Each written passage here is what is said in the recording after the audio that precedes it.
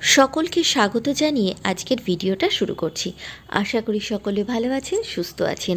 সকাল 6টা নাগাদ ঘুম থেকে উঠেই এক চিন্তা, টিফিনে কি করে দিই।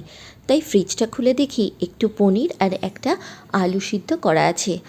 তাই ভাবলাম চটপট পনির পরোটা করে দেওয়া যাক। তাই এখানে সব কিছু একসঙ্গে আটার সাথে মেখে নিয়ে গোল করে রুটির মতন বেলে ঘি দিয়ে পরোটাটা ভেজে দিয়েছিলাম।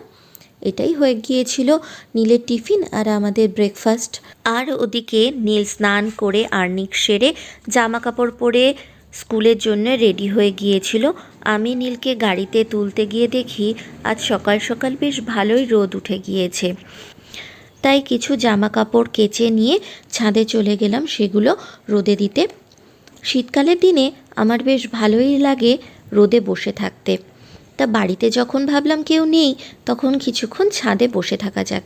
শুধু আর কেন বসে থাকবো, কিছু রসুন ছাড়িয়ে নিলাম। বেশ খানিকক্ষণ ছাদে বসে থাকার পর নিচে এসে স্নান করে বৃহস্পতিবারের পুজো সেরে নিয়ে দুপুরে লাঞ্চে বানিয়েছিলাম খিচুড়ি, আর রাতে ডিনারে বানিয়েছিলাম পনির ভেজিটেবল সতে আর ব্রেড টোস্ট। এই ছিল আজকের দিন।